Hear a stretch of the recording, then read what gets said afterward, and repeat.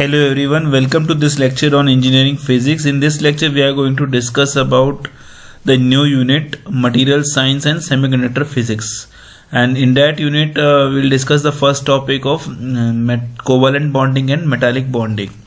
So let's start this topic. So before going for covalent bonding, सबसे पहले हमें ये अंडरस्टैंड करना पड़ेगा कि हम किसी भी चीज़ की इलेक्ट्रॉनिक कॉन्फ़िगरेशन किस तरीके से लिखते हैं. सो बेसिकली हमें ये पता होना चाहिए कि एटॉमिक नंबर क्या है, कोई भी एलिमेंट का एटॉमिक नंबर क्या है. जैसे कि अगर हम एग्जांपल लें यहाँ पे क्लोरीन का एटॉमिक नंबर कितना है, मेरे पास में 17 है क्लोरीन का एटॉमिक नंबर. तो इसकी इलेक्ट्रॉनिक कॉन्फ़िगरेशन क्या होगी, इसकी जो फर्स्ट शेल है उसमें 2 इलेक्ट्रॉन प्रेजेंट होंगे, फर्स्ट शेल में 2 इलेक्ट्रॉन प्रेजेंट होंगे, सेकेंड सेल में मेरे कितने होंगे, 8 इलेक्ट्रॉन्स प्रेजेंट होंगे, और थर्ड शेल में 7 इलेक्ट्रॉन्स प्रेजेंट होंगे. तो इस तरीके से हम इलेक्ट्रॉनिक कॉन्फ़िगरेशन बहुत बता सकते हैं कि क्लोरीन का इलेक्ट्रॉनिक कॉन्फ़िगरेशन क्या होगा, 2, 8 एंड 7. ओके, सो इसी तरह से हम फॉस्फोरस, गैलियम, इंडियम, जर्मेनियम और सिलिकॉन, इन सभी के देखो एटॉमिक नंबर आपको देखना है, और एटॉमिक नंबर के हिसाब से आपको SPDF है ना, ये सारे ऑर्बिटल्स में, जैसा कि आपने 12th क्लास की बेसिक केमिस्ट्री में पढ़ा था कि कैसे हम इलेक्ट्रॉनिक कॉन्फ़िगरेशन करते हैं. तो we have to know the atomic number and based on the atomic number we have to write the electronic configuration. Then कोई भी किसी भी एटम को मॉलिक्यूल को स्टेबल बनाने के लिए एक्चुअली आउटर मोस्ट इलेक्ट्रॉन में कितने इलेक्ट्रॉन्स प्रेजेंट होने चाहिए, 8 इलेक्ट्रॉन्स प्रेजेंट होने चाहिए. ओके, सो इसको हम ऑक्टेट रूल कहते हैं कि कोई भी एटम स्टेबल तभी होगा जब उसके आउटर मोस्ट इलेक्ट्रॉन में 8 इलेक्ट्रॉन्स प्रेजेंट होंगे. ठीक है, तो जिसके पास में भी ये 8 इलेक्ट्रॉन्स प्रेजेंट नहीं होते वो दूसरे एटम से बॉन्ड, एक तरह के बॉन्ड बनाता है ताकि उसका जो ऑक्टेट है वो कंप्लीट हो जाए और वो एक स्टेबल स्टेट में पहुंच सके. ओके, सो कोवलेंट बॉन्ड क्या है? Covalent bond is nothing but it is formed by sharing of pairs of valence electrons between the like atoms rather than by electron transfer. So basically covalent bond में क्या होता है कि जो electrons हैं वो शेयर होते हैं. ठीक है, वैलेंस इलेक्ट्रॉन. बेसिकली यहाँ पे हमें ध्यान देना है कि हमें यहाँ पे कौन से इलेक्ट्रॉन्स की बात कर रहे हैं, वैलेंस इलेक्ट्रॉन्स की बात कर रहे हैं. हमें ये देखना है कि हमारे वैलेंस इलेक्ट्रॉन्स जो हैं वो शेयर हो रहे या नहीं हो रहे. कोई भी दो एटम, कोई भी मॉलिक्यूल जब फॉर्म होता है दो एटम से, जब वो इलेक्ट्रॉन्स को शेयर करके फॉर्म होता है ना, तो उस टाइप के बॉन्ड को, और जब वो बॉन्ड बनाता है उसको हम क्या कहते हैं, कोवलेंट बॉन्ड कहते हैं. ठीक है, सिंपल एग्जांपल हम इसका कैसे लेंगे, क्लोरीन की देखो क्या वो होती है, 287 होती है इसकी इलेक्ट्रॉनिक कॉन्फ़िगरेशन. इसका मतलब कि इसके आउटर शेल में कितने इलेक्ट्रॉन प्रेजेंट है हमारे, बताओ, 7 इलेक्ट्रॉन्स प्रेजेंट है. ठीक है, तो अगर मेरे पास में 7 इलेक्ट्रॉन प्रेजेंट हैं क्लोरीन के, तो उसको कितने इलेक्ट्रॉन और चाहिए कि उसका ऑक्टेट स्टेट कंप्लीट हो जाए, 1 इलेक्ट्रॉन और चाहिए. ठीक है, सो इसलिए each chlorine atom would like to gain an electron and thus form a stable octet. तो हर एक क्लोरीन एटम ये चाहेगा कि मुझे 1 इलेक्ट्रॉन और दे दिया जाए ताकि मैं एक स्टेबल कॉन्फ़िगरेशन को अटेंड कर सकूं.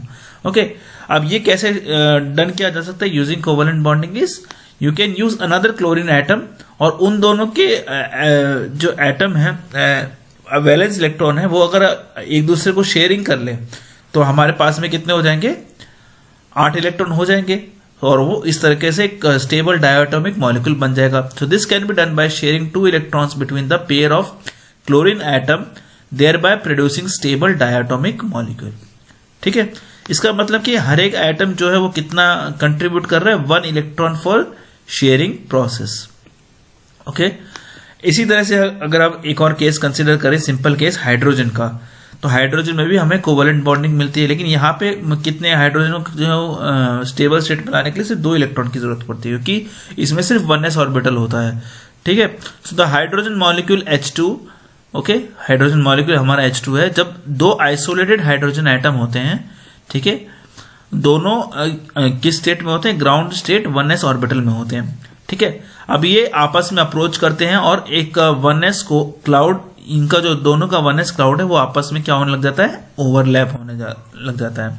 अब इससे क्या होता है कि हर एक इलेक्ट्रॉन जो है वो न्यूक्लियस की तरफ अट्रैक्ट करने लग जाता है और ओवरलैप बढ़ने लग जाता है. ठीक है, उसके बाद में क्या होता है, the two orbitals merge into a molecular orbital. अब ये दोनों मर्ज करके एक मॉलिक्यूलर ऑर्बिटल बनाते हैं, ठीक है, और वो दोनों electron both are attracted to the nuclei. Okay, so हम ये जानते हैं, क्योंकि देखो स्टेबल स्टेट में हमारा जो है वो स्टेबिलिटी ज्यादा होगी, जहां मतलब जब मॉलिक्यूल बन जाएगा उसकी स्टेबिलिटी ज्यादा होगी, तो इसलिए हम कह सकते हैं कि when the repulsive forces have balanced the attractive forces within a molecule results having a stability greater than that of two isolated items. तो ये एग्जाम्पल हमने अभी हाइड्रोजन का लिया था, उसको हम डायग्रामेटिक रिप्रेजेंटेशन में देख सकते हैं। देखो ए पार्ट में हमको दिख रहा है कि दो आइसोलेटेड एटॉमिक ऑर्बिटल्स हैं, बी पार्ट में हम देख रहे हैं कि ये दोनों ओवरलैप कर रहे हैं, और सी पार्ट में हम देख रहे हैं कि ये एक मॉलिक्यूलर ऑर्बिटल फॉर्म कर रहे हैं। सो कोवलेंट बॉन्ड को हम होमोपोलर और इलेक्ट्रॉन पेयर बॉन्डिंग भी कह सकते हैं, क्योंकि एक ही टाइप का चार्ज इसमें पेयर हो रहा है, और इसको हम होमो मतलब एक होता है और पोलर मतलब चार्ज होता है, तो एक ही टाइप का चार्ज हो रहा है, तो इसको हम होमोपोलर भी कह सकते हैं, और इसको हम इलेक्ट्रॉन पेयर बॉन्डिंग भी कह सकते हैं। ठीक है, so usually the balance between the attractive and repulsive forces in hydrogen molecule occurs at a separation of 0.074 nanometers. So 0.074 nanometers के सेपरेशन पे जो मेरे अट्रैक्टिव और रिपल्सिव फोर्सेस है हाइड्रोजन मॉलिक्यूल में वो बैलेंस होते हैं। तो हमको कुछ ना कुछ एनर्जी की जरूरत जरूर पड़ेगी इस कोवलेंट बॉन्ड को ब्रेक करने के लिए। About 4.5 of electron volt is required to break one hydrogen bond. Okay, so thus हम लिख सकते हैं कि H2 plus 4.5 electron volt will give hydrogen plus hydrogen. ठीक है, तो जैसा कि मैंने स्टार्टिंग में कहा था कि अगर मेरे पास में आउटर मोस्ट इलेक्ट्रॉन में सम इलेक्ट्रॉन्स हैं, अगर हम उसको मान के चले कि वो उस इलेक्ट्रॉन को अगर हम कैपिटल N मान के चले, तो आप बताओ मुझे कि क्या होगा कि कितने इलेक्ट्रॉन उसको शेयर करने पड़ेंगे। वो अगर वैल्यू मुझे कैलकुलेट करनी है तो कैसे कैलकुलेट करनी पड़ेगी। सी बेसिकली मुझे क्या चाहिए, मुझे ऑक्टेट कंप्लीट होना चाहिए। तो आउटर मोस्ट इलेक्ट्रॉन में कितने हैं, n इलेक्ट्रॉन्स हैं, तो जाहिर सी बात है कि मुझे कितने इलेक्ट्रॉन शेयर करने पड़ेंगे, 8 माइनस n। सो इसी को हम वर्ड्स में लिख सकते हैं कि if n represents the number of electrons present in the valence shell of an electrically neutrally atom, then 8 minus n is the number of electrons which are required to obtain a stable octet. Okay? अब यही इसको हम ये भी कह सकते हैं कि this is the maximum number of covalent bond which an atom can form with an adjacent atom, and इसलिए हम 8 minus n को क्या कह सकते हैं, कोऑर्डिनेशन नंबर भी कह सकते हैं इन नॉर्मल कोवलेंट बॉन्डिंग। ठीक है, तो यूजुअली जो है कोवलेंट बॉन्ड को हम इस तरीके से शो कर सकते हैं कि it is indicated by showing 2 electrons between the symbol for an atom. Hydrogen के बीच में 2 इलेक्ट्रॉन डाल दिए, इस तरीके से आप शो कर सकते हो। या फिर आप इस तरीके से करते हो कि एक हाइड्रोजन डाल दो, एक हाइड्रोजन डाल दो, और बीच में डॉट और क्रॉस डाल दो। इसका मतलब क्या है कि एक डॉट का मतलब क्या है कि एक इलेक्ट्रॉन मेरा लेफ्ट साइड वाले हाइड्रोजन एटम की वजह से आ रहा है, दूसरा इलेक्ट्रॉन मेरा राइट साइड वाले हाइड्रोजन एटम की वजह से आ रहा है। तो हम लिख सकते हैं से the dot electron has come from the atoms on the left and X electron has come from the atoms on to the right, and the actual bond is represented as hydrogen। ठीक है, तो ये example को हम diagrammatically represent भी कर सकते हैं। ठीक है, तो यहां पे हम देख रहे हैं कि हाइड्रोजन के 2 इलेक्ट्रॉन जो है आपस में शेयर हुए हैं।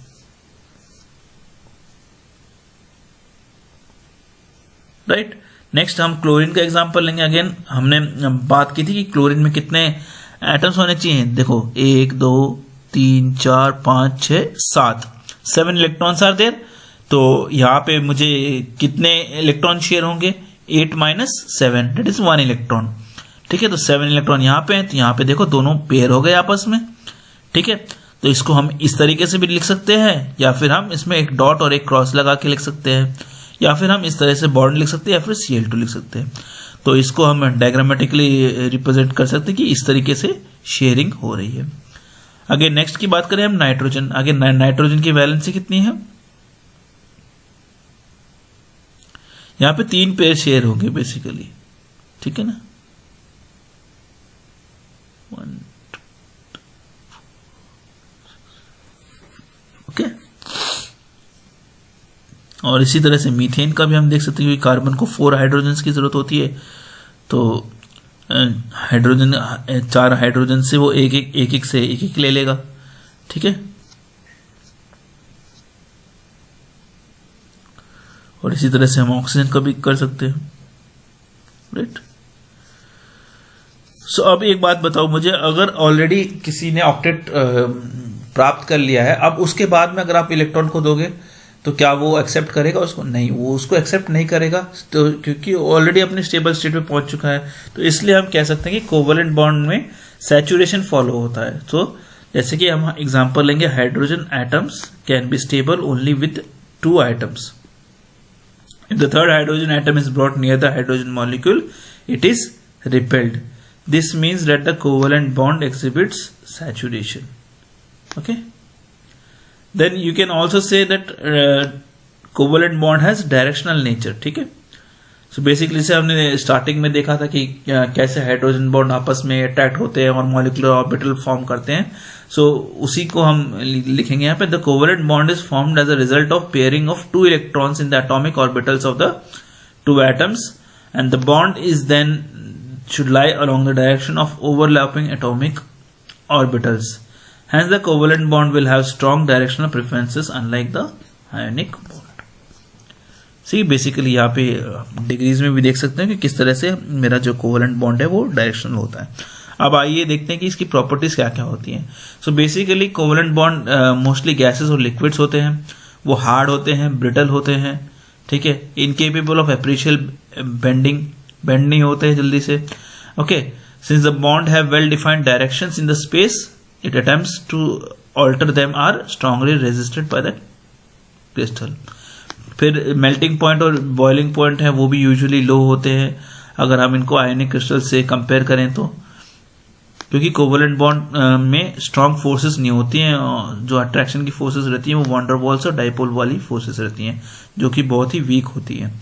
So the melting point and boiling point are usually low as compare to those of ionic crystal, since the covalent bond is not that strong as the forces that attract them towards each other being van der Waals forces, dipole, etc., which are quite weaker. Then most of the covalent substances do not conduct electricity because of the non-availability of the free electrons or the charged ion to carry the current. क्योंकि देखो covalent bond में हमारे पास में free electrons तो available नहीं है, ठीक है, यहाँ पे एक बार शेयर होके वो दोनों आपस में स्टेबल हो जाते हैं, बट कोई फ्री इलेक्ट्रॉन यहाँ पे अवेलेबल नहीं है, तो ये इलेक्ट्रिसिटी के अच्छे कंडक्टर नहीं होते हैं। Okay, then covalent substances are insoluble, ये बेसिकली पोलर सॉल्वेंट जैसे कि वाटर है उसमें इनसॉल्युबल रहते हैं, और नॉन पोलर सॉल्वेंट है जैसे कि बेंजीन, कार्बन डाइसल्फाइड एक्सेट्रा उसमें सॉल्युबल होता है। This is because of the covalent nature of the solvent, ठीक है। सो बेसिकली ये बॉन्ड काफी इंटरेस्टिंग प्रॉपर्टी भी दिखाते हैं, जैसे कि एग्जांपल के तौर पे अगर हम लेंगे कि कार्बन जो है वो यूजुअली कैसा स्ट्रक्चर फॉर्म करता है, डायमंड का स्ट्रक्चर फॉर्म करता है, ठीक है। डायमंड जो है कि बहुत ही हार्डेस्ट होता है और उसका मेल्टिंग पॉइंट जो होता है कि बहुत हाई होता है, दैट इज अराउंड 3280 केल्विन्स। वहीं पे अगर हम हार्डनेस एंड मेल्टिंग पॉइंट आगे कॉलम 4 में बात करें पीरियोडिक टेबल में, तो हम देखते हैं कि सिलिकॉन से लीड की तरफ जब हम मूव करते हैं तो जो मेल्टिंग पॉइंट है वो डिक्रीज होने लग जाता है। टिन जो है वो बहुत ही सॉफ्ट होता है और उसके पास में बहुत ही लो मेल्टिंग पॉइंट होता है। डायमंड जो है वो वेरी गुड इंसुलेटर होता है, वहीं पे सिलिकॉन और जर्मेनियम जो है वो सेमीकंडक्टर्स होते हैं, और जो टिन है वो मेरा गुड कंडक्टर होता है, ठीक है। So when the number of electrons is shared more, जैसे जब भी हमें ये ध्यान रखना है कि जब भी इलेक्ट्रॉन्स शेयरिंग ज्यादा हो रही है तो क्या होगी, मेरी जो बॉन्ड लेंथ है डेट विल डिक्रीज और बॉन्ड एनर्जी जो है वो इंक्रीज होगी। अगर कोवेलेंट क्रिस्टल के एग्जांपल्स की हम बात करें तो वो है मेरे diamond, silicon, germanium, silicon carbide and rutile. Okay, next हम बात करते हैं मेटालिक बॉन्डिंग में। सिर्फ मेटालिक बॉन्ड भी एक तरह की कोवेलेंट बॉन्डिंग ही है, लेकिन इसमें बस इतना डिफरेंस है कि यहाँ पे इंस्टेड ऑफ एक एटम के साथ में आपने शेयर कर लिया, उसकी जगह पे हमारे पास में सी ऑफ इलेक्ट्रॉन्स बनते हैं इन द क्रिस्टल्स, ठीक है। तो बेसिकली यहाँ पे मुझे फ्री इलेक्ट्रॉन्स भी देखने को मिलेंगे कि, तो हम ये भी कह सकते हैं कि इसकी जो कंडक्टिविटी है, थर्मल कंडक्टिविटी, इलेक्ट्रिकल कंडक्टिविटी, वो काफी हाई होने वाली है। So basically in metallic bonding the valence electrons which hold the atom together are not bound to individual atom or pair of atoms but move freely throughout the whole matter. जैसा कि मैंने कहा किसी भी एक इंडिविजुअल एटम या pair of atoms पे bound नहीं रहता, इलेक्ट्रॉन है वो पूरे क्रिस्टल में फ्रीली घूमता रहता है। Okay, similarity to the covalent bond lies in the sharing of electrons. Electron sharing होती है लेकिन किसी एक इंडिविजुअल एटम या पेयर ऑफ एटम से बाउंड नहीं होता। Okay, The difference is that these electrons belong to the metal as a whole rather than to any particular atom. Basically ये इलेक्ट्रॉन पूरे मेटल के लिए होता है, ना कि किसी एक सिंगल एटम के लिए होता है. ठीक है. So metallic elements have low ionization energies. Usually metallic element है उनकी low ionization energy होती है, and hence in this bonding atoms of the same element or different element give their valence electron to form an electron cloud or say electron gas throughout the space occupied by the atoms. ठीक है. So most of the metal में क्या होता है कि मेरे पास में सिर्फ 1 और 2 इलेक्ट्रॉन वैलेंस इलेक्ट्रॉन अवेलेबल होते हैं, और ये इलेक्ट्रॉन जो है बहुत ही लूजली हैंडल होते हैं by their atoms, and therefore can be easily release to common pool to form an electron cloud. तो इजीली वो रिलीज हो जाते हैं और एक तरह से इलेक्ट्रॉन क्लाउड मेरा फॉर्म करते हैं. Okay. The electrostatic interaction between the positive ions and the electron cloud gas hold the metal together. ठीक है. High electrical and thermal conductivity, जैसे कि मैंने स्टार्टिंग में कहा था कि of metals follow from the ability of the free electrons to migrate through their crystal structures, while all the electrons in the ionic bond covalent crystals are bound to particular atoms. Next is properties of metallic crystal. Basically bonding की बात करें, ये weaker भी हो सकता है, stronger भी होता है, और एनर्जी जो है वो रेंज करती है 64 into 10⁻³ kilo joules per kilo mole, और 0.7 electron volt per atom for mercury के केस में, और 850 into 10⁻³ kg per kilo mole, और 8.8 electron volt per atom for tungsten के केस में. The respective melting points are -39 degree Celsius and 3410 degree Celsius. Symmetrical arrangement की वजह से positive ions in the space lattice metal, जो positive ions है उनकी symmetrical arrangement की वजह से मेटल्स यूजुअली जो है क्रिस्टलाइन इन नेचर होते हैं. मेटेलिक बॉन्ड जो होते हैं वो यूजुअली वीक भी होते हैं, और metal have moderate to high melting point होता है. ठीक है. That is the melting points of metallic crystals are lower than that of the electrovalent crystal. क्योंकि यहाँ पे मेरे पास में large number of free electrons are available, metallic crystals have high electrical conductivity. Again, the fifth point is the metallic crystal has a higher thermal conductivity, again because of the availability of large number of free electrons which act as the carriers of heat. Then these metals are also opaque to light, since the light energy is absorbed by the free electrons. क्योंकि free electrons मेरी light energy absorb कर लेते हैं, तो metals usually opaque होते हैं. अगर हम इनका example है तो copper, sodium, silver, aluminium, ये सारे इसके metallic crystal के examples हैं. Thank you for this lecture.